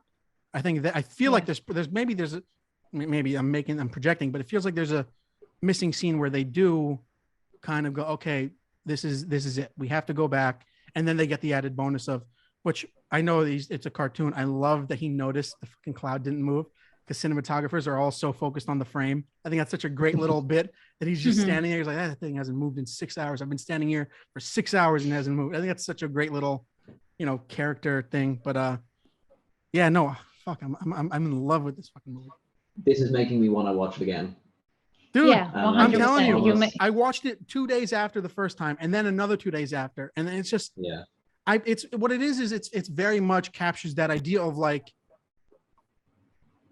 also I can imagine like Peele as OJ, you know what I mean? What I think is so interesting is that Peele has been making these original stories, completely original written films in his own ways. They shot so much of this movie day for night, which is when you shoot in the day and you just find a way, like all the night scenes are shot in the day, which I didn't know that until I was recently told. I was like, that's fucking crazy, because they did that in Mad Max Fury Road. And of course, George Miller is much more stylized, so it's very obviously everything is bright, like saturated blue, so maybe to cover up that they were shot in day, but I could not tell at all. So technically it's insane that they were able to, I think they shot the whole thing in IMAX cameras too, which has never been done. And it's just, I was gonna see Emily the Criminal tonight. I think I might go see Nope. I was so set, like I want to see that, but now I think I might just see Nope again, man. And the budget wasn't massive, it was like 69 million, I think. So I mean, for that kind of film, it's not a lot of money. Yeah. And it feels like most of the budget probably went on just those last couple of CGIs of the right, creature yeah. gets bigger and bigger and bigger. You're right, yeah. Mm-hmm. So I did want to go back to the ending very quickly. Maybe not the final shot, but ultimately the intention of the ending. Totally no, that's okay. Redirected That's everything okay. into just no, you movie. hyped us out, you hyped the film so well for us. I think we were ready for a rewatch. So the great, or maybe not so great, up to the viewer, I guess, think about the ending of Nope is that unlike the other two Jordan Peele films, it doesn't need much interpretation, in my opinion. It feels like a straightforward It's very literal, yeah. ending, right? Did you come up with anything that wasn't like what you saw in the screen, that you thought that was more metaphorical in a sense? Not even the only thing for me was, as Simon said, do they get away with the picture or does it get left there? Right. And is it a thing that seeing that OJ's alive, is she realizes, oh fuck, I actually don't care about the money, and it's about family, and it's about me and OJ, you know, dad's gone, it's about the two of us being together. I don't give a shit about the photo could stay there. That was the only thing that I thought in the aftermath of it. I guess, Simon, you probably thought that as well, did you? Yeah, pretty much. Yeah. I wasn't blown away by the ending. I think it was... But I think that's the point, because I mean, what I'm interested in when I'm seeing a Jordan Peele film is intention, because I think we have talked about this before. Like, he's a very intentional filmmaker. So I think we talked about Get Out in the past. But like, Get Out was political, right? It was about racism, police brutality, white gaze, unconscious bias, conscious bias, microaggressions, the whole thing. And the ending drove the message about Black empowerment home. And then you have Us, which in my opinion was very psychological. It was about identity, the idea of superego, you know, very Freudian in a way. And with the final twist in the end, the Peele wanted to provoke you. He wanted to shock you, right? And what's different about Nope is that it's entertaining. I mean, that's what that's its purpose. So Nope is delightful. It's just fun. And it's about if you think of the opening title card, it suggested it's about spectacle. I mean, I think that was the overall message, and the lengths we go as a species to create spectacle. And I noted this quote from Peele that kind of sums up his intention with Nope that I really liked. He said, "I wanted to make a spectacle, something that would promote my favorite art form and my favorite way of watching that art form, the theatrical experience. And as I started writing the script, I started to dig into the nature of spectacle, our addiction to the spectacle, and the insidious nature of attention." So the film, which is about getting that money shot, that Oprah shot, right, is all about the relationship to the spectacle, and like explored through various different characters like Angel and like M and OJ. So and Jupe, right? And we didn't talk about Jupe a lot. So they all react very differently to the monster, and each one of their approaches, quote unquote, represents a different attitude to spectacle. And with the final scene, and my takeaway was that M's attitude is the one that perseveres, like, because she's the winner in a way, because she gets the money shot. So that said, what I really appreciate about the ending is that it didn't really tell me how to feel, which I feel like sometimes those sort of like sci-fi films can tell you how to feel. They're very prescriptive. So rather than kind of rather than making didactic claims about whether spectacle is good or bad, which I know that some filmmakers, especially when they're in because Peele has only made 3 films, so you know how some filmmakers may want to just push their vision out there as early as possible. I think he allowed me to draw my own conclusions about the characters and therefore the archetype that they may represent, which we just talked about. So yeah, I don't know, the ending did land for me. And I'm trying, like, for me, I'm trying to think of the opening scene as a title card. It was about the spectacle. Like, I think it's a Bible verse that he refers to, not the opening, like official opening scene. That's the kind of closing the loop for me, the spectacle framing. So like on a conceptual, like philosophical level, I really like that. Yeah, that was my spiel. One thing that I thought was interesting actually was the fact that I can't remember exactly. The final shot is of OJ on the horse, right? Right off into the sunset. Yep. So the fact that the movie starts off telling the history of first off, a man that no one truly knows. Peele made up the history of Haywood, the Muybridge footage. It's just, there's no record at all of this human being. So Jordan got to play in that sandbox and create a history for this man. And then the movie ends with like, oh, so now people are all going to know the name Haywood. And it ends with that great that wide image, and it's in just enough kicked up like sand and dirt that you can only make out the orange of the hoodie. And even if they had ended it, like, I think that also a big thing that most filmmakers would have done was end it at Kiki's reaction, which is like very like, it's very internal and it's very like exhausted and so emotional. And before she gives off that like relief smile, probably I think anyone else would have cut it at that point and been like, what do you think? You know, which is very also another thing that happens now with that. Peele is kind of, I don't want to say done to himself. People project onto him as like, what are we going to learn this time, Mr. Peele? You know what I mean? Very much like, how am I going to think about the world today? Which is like, I mean, I want to say did it to himself in that we learned something from Get Out, and we learned, I think, from Us, which is very also psychological and internal, very much about just a sense of general class structure. But then there are a lot of people being like, it's the royals versus the peasants, or it's the high status versus the low status, and something like that, which you can of course do. But I think it's much more of a internal struggle of your desires for us and stuff like that. And then this one, I wouldn't be surprised if, because he filmed that alternate ending for Get Out where where Daniel Kaluuya gets arrested and the obvious what would happen, I totally also expect there to be a case where the paparazzi like kind of like come and get a hold of it before they do, where it's like, oh no, the expected is once again the people get a hold of it and they blow it out to their own narratives and their own stories, and then there goes the Haywoods kind of lost to history again, which I think is another kind of ending that anyone else probably would have made their ending versus Peele. It's very much a sense of wish fulfillment. Yeah, I mean that the word empowerment keeps coming back to me because I mean, and I tweeted about this yesterday because I was reading some reviews on the film and I also listened to a couple of podcasts, and there is this in film critic circles, of course, there is this specific criticism of the film that it's quote unquote light on social commentary. Like people expected something more profound and serious, like and hard hitting from Jordan Peele.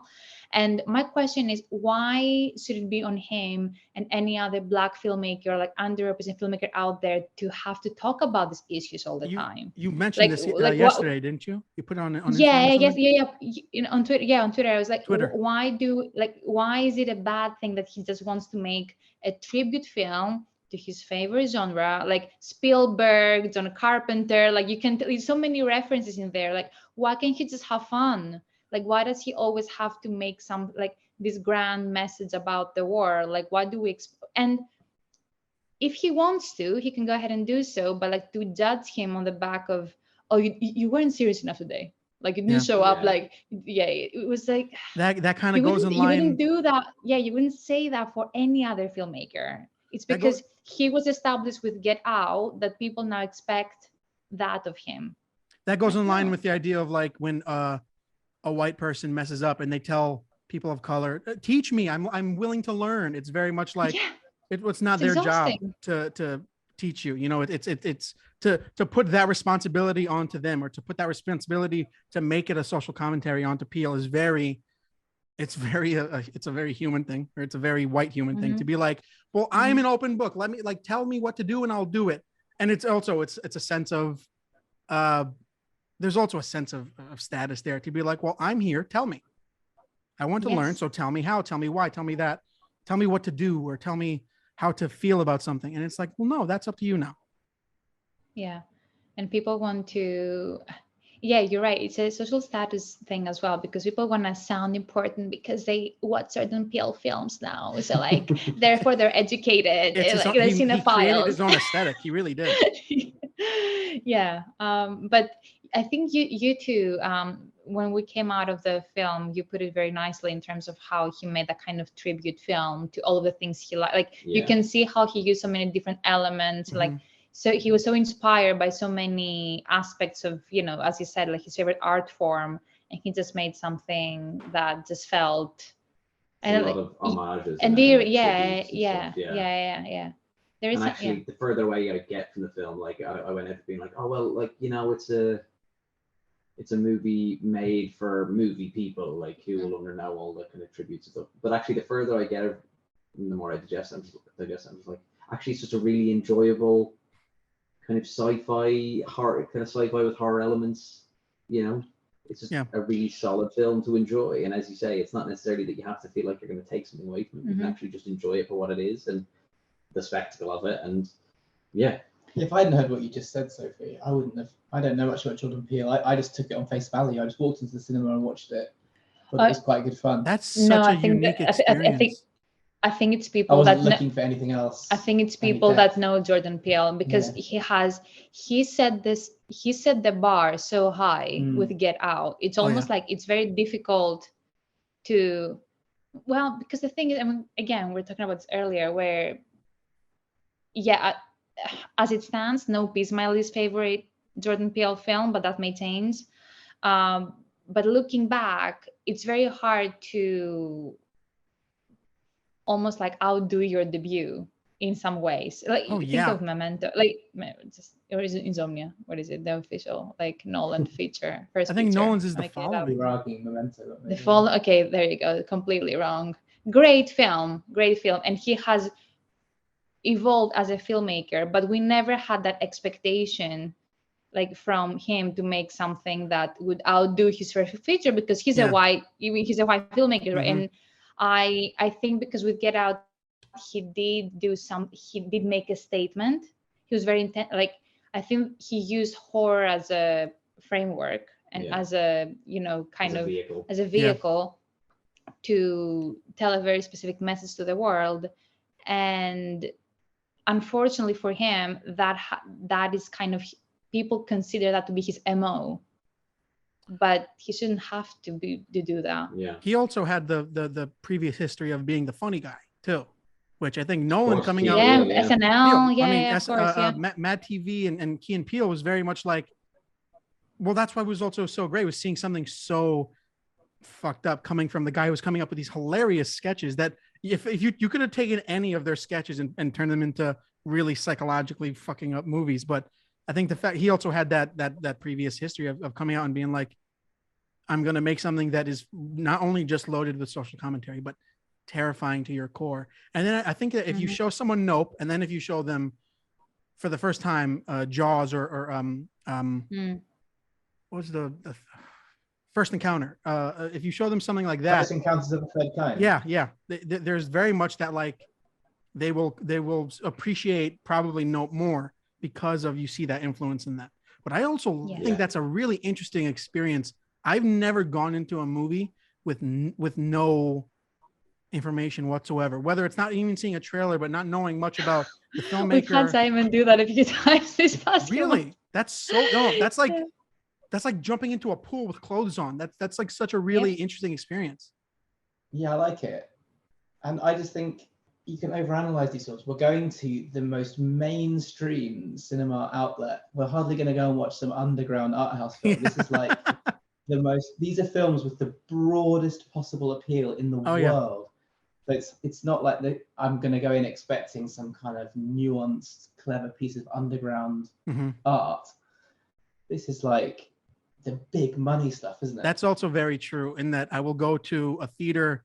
There's a local theater of mine that has the largest screen in the city, and I only go to that to see the big ones, the blockbusters, and then there are several smaller theaters that I have memberships to or whatever that I'll go and I'll, if it's that's the one thing is I've gone into a theater to see.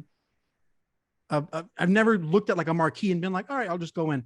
I need to start doing that shit more because that sounds like a really immersive experience. Yeah. Now I want to watch Nope again now. Oh, I did this to you. I did this to her last time with The Green Knight too, which I don't know if you went to rewatching it. No, not yet. But I did put it on my watch list again. Yeah. Which is a very good sign.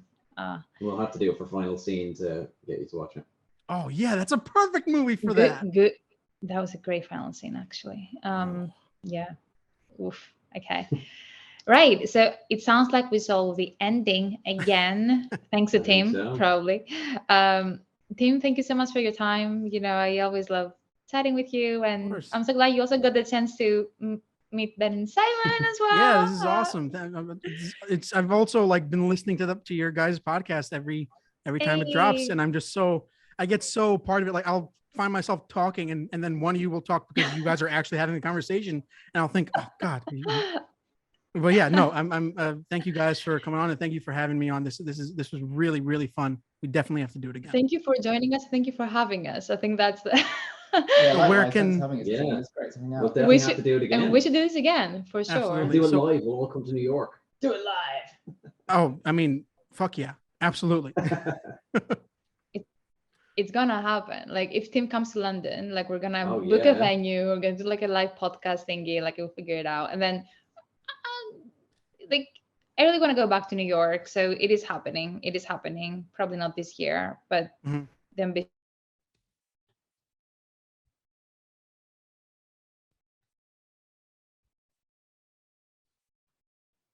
So oh, I can't hear you guys again. What? Oh, okay. And I think Okay, you're back now. good. Yeah. Yeah. Mhm. All right. So where do Oh. they find your podcast? Yeah, so our podcast is called That Final Scene, and you can find it on all streaming platforms, Spotify, Apple Podcasts, YouTube as well. If you're the kind of person that listens their podcast on YouTube, I think that's a thing now. And Amazon Music now as well. And Amazon Music as well. Yeah, sorry. And you can find me under the same name on Instagram and TikTok. Where can our listeners find you and your podcast and your pages and all the good stuff?